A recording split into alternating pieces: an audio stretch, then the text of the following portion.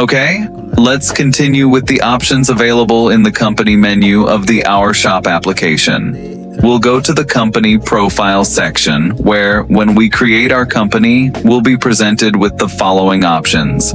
We have the company name, where you can choose the name of the company linked to the logo that will represent it on the website. Then, further down, we have the general tabs with the information that we must fill in, such as the address, the phone number that we are going to link to WhatsApp, an email address, the country, state or province, city code number, and phone number, to which messages can be sent that can be automatically answered on the platform.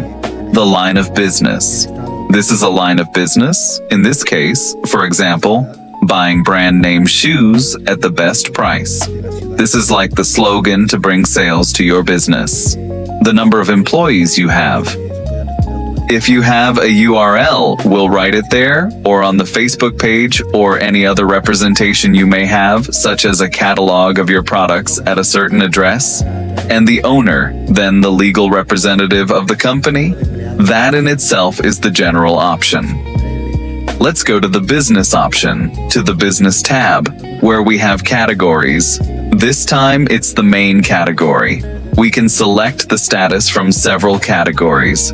We have the number of products that you will be able to enter on your landing page to promote your products. Then, you can select the number of products you want to appear on your advertising page. We have a subdomain. This is important because you can already create the name that your company will use for the domain anchored to OurShop. We have the Facebook pixel. If you want to link e-commerce directly to Facebook posts, we need the pixel, the ID that will be included in this box, the conversion API token, domain verification for Meta Facebook, the TikTok pixel if you want to include it with TikTok, and the TikTok conversion. The token API will also be included here.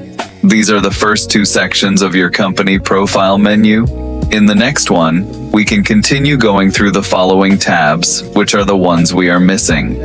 Translated with deepl.com, free version.